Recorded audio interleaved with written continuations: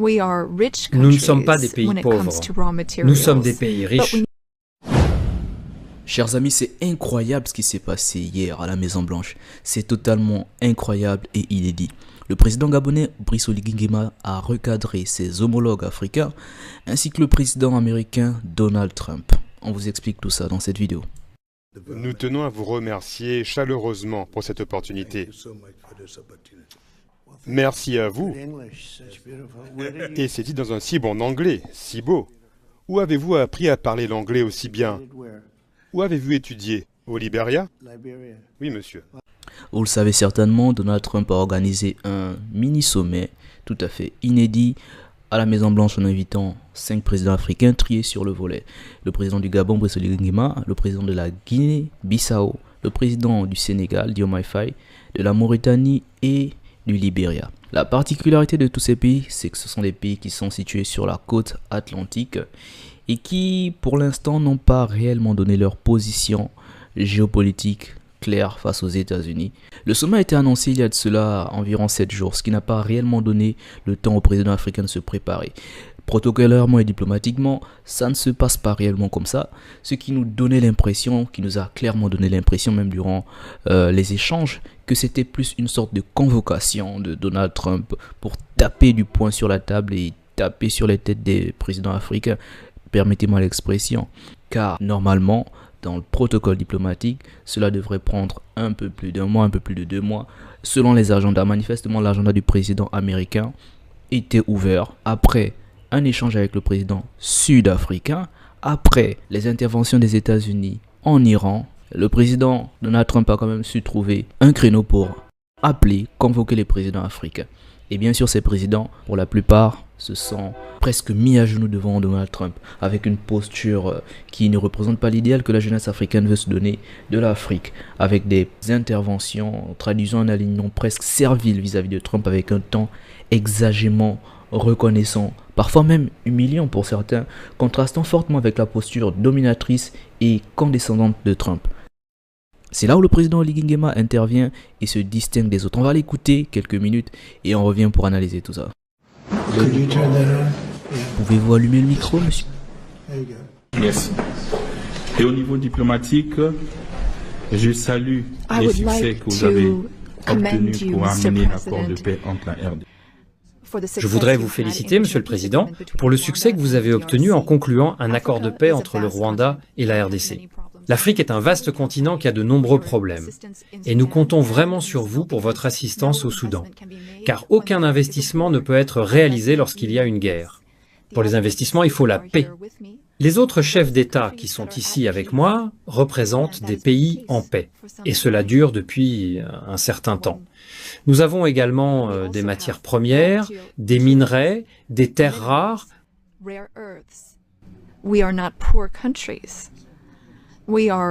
Nous ne sommes pas des pays pauvres, nous sommes des pays riches en matières premières, mais nous avons besoin de partenaires pour nous soutenir et nous aider à développer ces ressources avec des partenariats gagnant-gagnant. C'est notre souhait. J'écoute souvent vos remarques et vos discours, Monsieur le Président. Nous voulons également que nos matières premières soient transformées localement dans notre pays afin que nous puissions créer de la valeur et des emplois pour nos jeunes, pour qu'ils arrêtent de mourir. Nous avons des jeunes qui se noient en mer, dans l'océan, pour aller dans d'autres pays. C'est ce que nous voulons, une transformation locale des matières premières.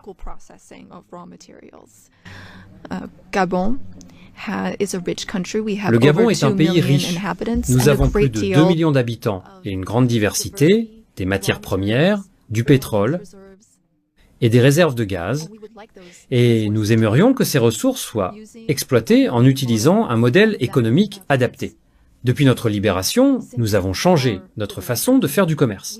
Nous nous sommes concentrés sur la transparence et les appels d'offres pour quiconque souhaite venir investir dans notre pays. Si vous suivez l'actualité, nous avons également travaillé sur des accords avec l'Union européenne et nous voulions les réviser car nous ne pensions pas qu'ils représentaient des opportunités gagnant-gagnant. Donc, notre marché est ouvert. Nous voulons transformer le manganèse localement, que vous achetez par l'intermédiaire d'une entreprise appelée Aramet. Je suis sûr que c'est plus cher comparé à ce que vous pourriez acheter directement chez nous. Pour effectuer cette transformation locale, nous avons besoin de 8 à 10 gigawatts d'électricité. Là encore, c'est un appel d'offres ouvert. Toute entreprise américaine qui souhaite investir dans l'électricité au Gabon est la bienvenue pour saisir cette opportunité.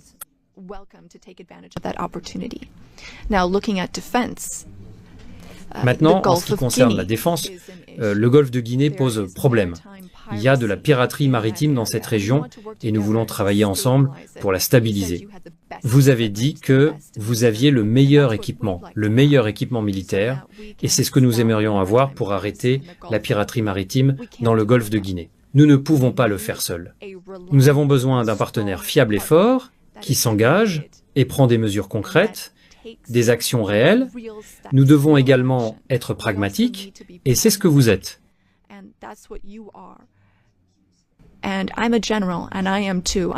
Je suis général et moi aussi je suis pragmatique. J'aime quand les choses avancent rapidement. Vous êtes les bienvenus pour venir investir.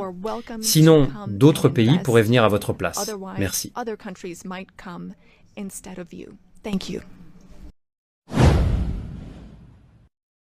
Le message est clair, il est efficace. Nous ne sommes pas des pays pauvres.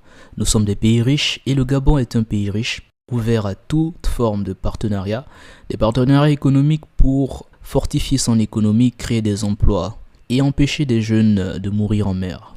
Nous allons revenir sur ces quelques points dans un instant, mais faisons d'abord une analyse du tour de table. Le Gabon, à ma grande surprise, je vous l'avoue, a une posture qui se différencie des autres. Je m'attendais plus à une posture à la sénégalaise, visant à flatter Donald Trump, à l'inviter à ouvrir un club de golf ou flatter ses talents de golfeur. Non, le Gabon est allé sur un autre tableau.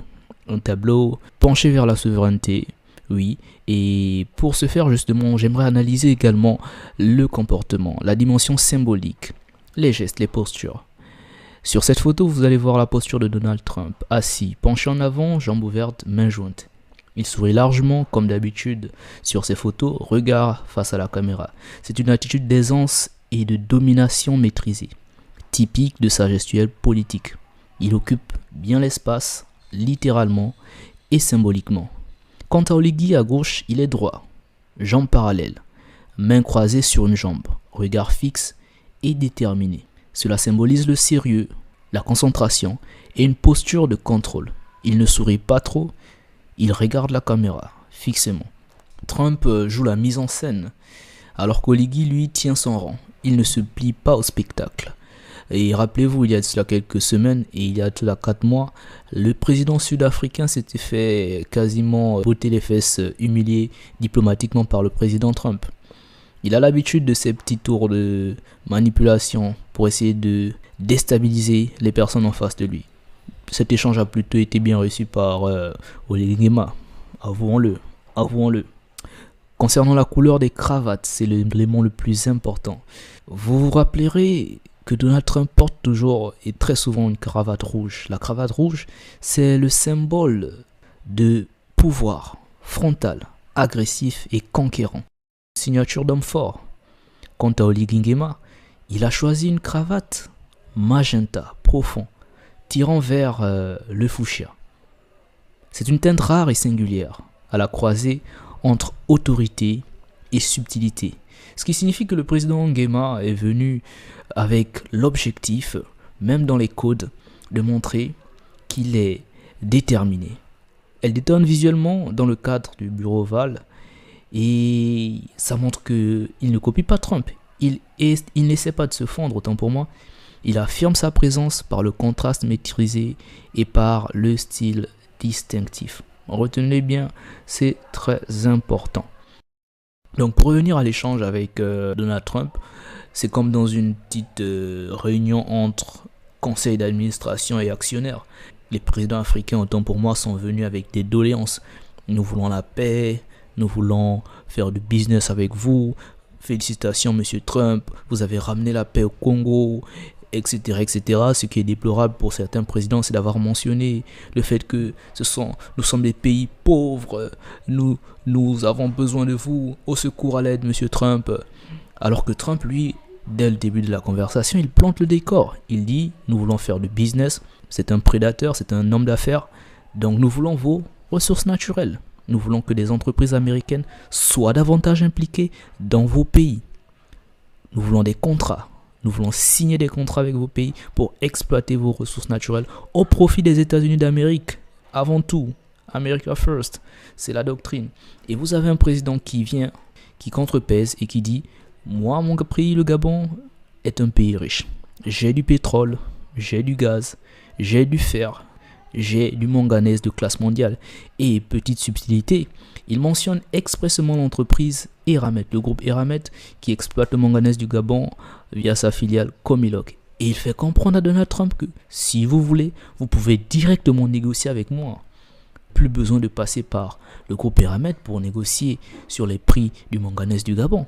Venez, monsieur Trump, nous allons travailler ensemble. C'est très intéressant et lorsqu'on sait que le Gabon a décidé d'ici 2030-2029 d'exploiter localement son manganèse, sa ressource première, dont il est le deuxième exportateur mondial, de la transformer localement pour ajouter la valeur du produit fini.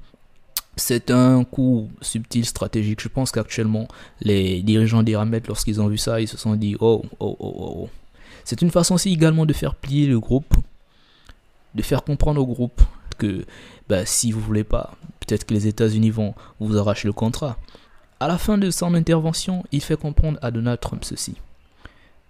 Si vous ne voulez pas venir, vous risquez que d'autres pays viennent. Et c'est assez rare. La plupart du temps, les présidents face à Donald Trump se plient, courbent les chines. Mais il envoie un message fort, un message clair, de la confiance.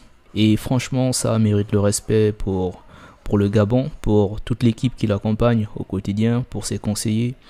Et nous allons nous pencher sur davantage de questions dans une autre vidéo pour faire une analyse plus complète, plus géopolitique et géostratégique sur les enjeux. Oligui Nguema repart de là avec un contrat.